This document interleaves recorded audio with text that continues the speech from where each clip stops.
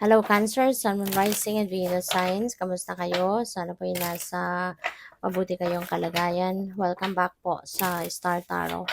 At kung bago kayo rito, welcome din po kayo. Please subscribe, like, share my videos, and leave me a comment kung naka-resonate po kayo. So, first card ni Cancer, we have changes. Ayan. So, mayroong mga pagbabagong mangyayari sa buhay mo. And this looks promising, no? Ang nakikita ko dito, very shiny yung loob ng yung ano niya, yung inner wing niya, 'di ba? Napakakinang. So this is parang very optimistic, no? Yung mga maaaring magiging resulta ng mga pagbabagong ito sa buhay mo. So yun, ng mga pagbabagong yan could be related to your finances, related to your work, to your career, to your business. Maaaring magiging maganda na ang takbo ng inyong kaperahan, magiging maganda na yung takbo ng negosyo, ganyan. So, work from home, baka naka-work from home kayo, Cancer, you know. So, sarap, 'di ba?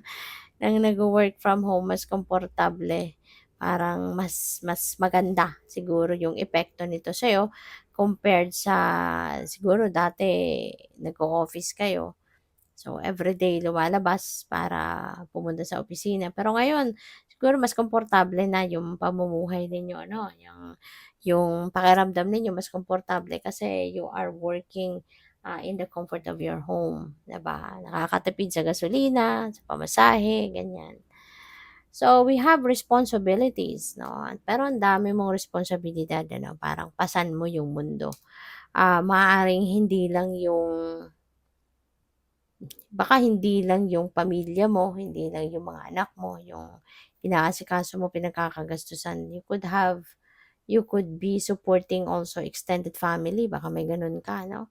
Or po pwedeng hindi lang yan sa responsibilidad sa pamilya, sa mga tao, but also baka sa trabaho, ang dami-dami mo din responsibilities, no? Kaya parang siguro naiisip ninyo na bakit puro na lang ako?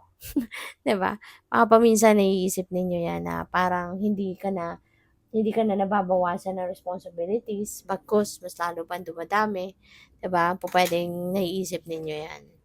So, 'yun, tingnan natin ano pa ang ganap. And by the way, maraming salamat for subscribing, and if you haven't subscribed yet, subscribe na kayo. And also, maraming salamat din for not skipping the ads.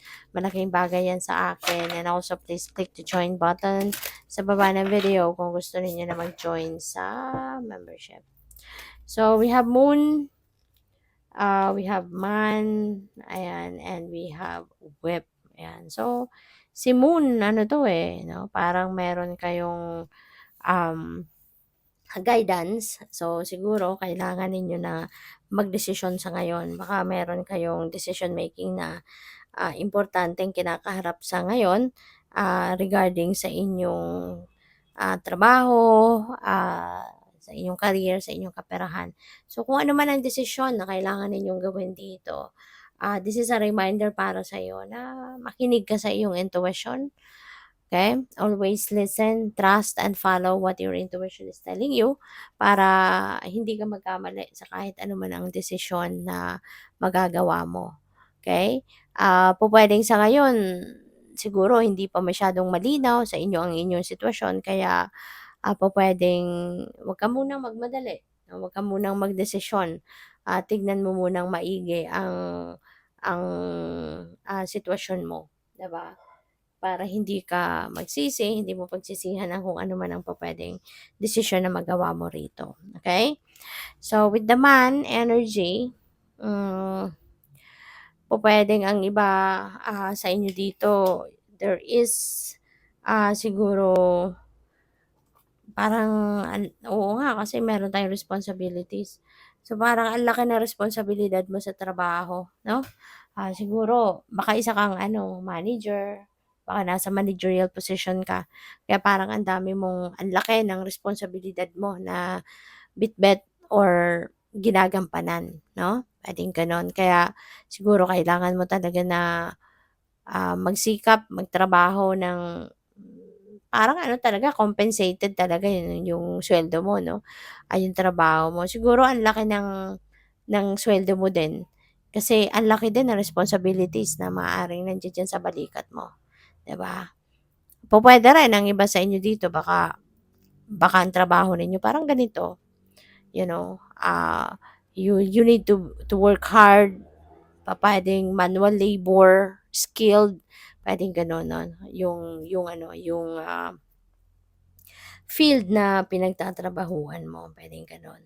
So, with the whip energy naman, um, pupuwedeng minsan ano, baka puwede rin na humingi ka ng tulong sa mga katrabaho mo, pupuwede rin na ma-try mo siguro na mag-delegate 'no, ng kung ano man ang ibang obligasyon or responsibility mo. Baka kailangan mo lang na magtiwala ka din sa mga tao mo. Kunyari, isa kang manager, 'di ba? So, maaari din na puwede mong i-delegate ang iba mong trabaho, iba mong responsibility sa mga colleagues mo, sa mga tauhan mo, 'di ba? You just need to trust, now give them trust na kaya din nilang magawa 'yon or magagampanan nila 'yon, 'no, kung ano man ang trabaho or task na ibibigay mo sa kanila.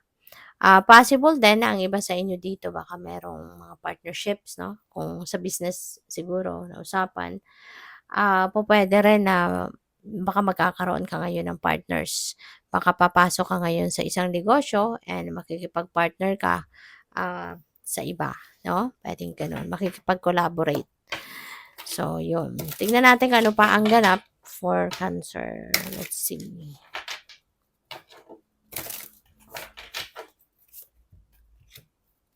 So, we have the Magician, ayan. So, you're starting something new. Meron kang bagong gagawin.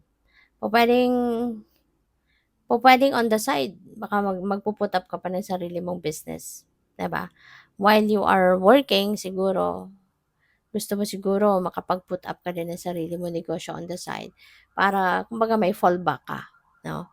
So, pupuwedeng hilig mo din na gusto mo din talaga na maging entrepreneur ka, pupuwedeng gano'n din ang ganap dito. Kaya maybe you're going to start something, new 'no, sa buhay mo.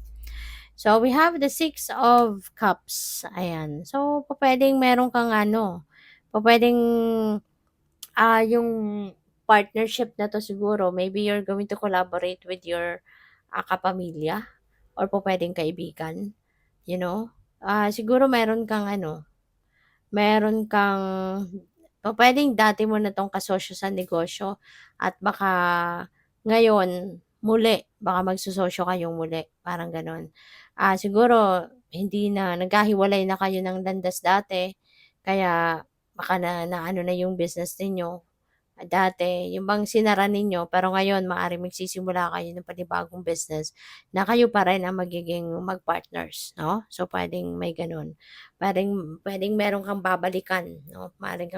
Merong babalik kang ka-business partner, may babalik kang negosyo or pupuwedeng meron kang babalikang ano, trabaho, you know? Pupuwedeng dati nag-resign ka na sa trabahong ito ta's ngayon maaaring hinire ka uli, puwedeng gano'n. So, we have 9 of Wands.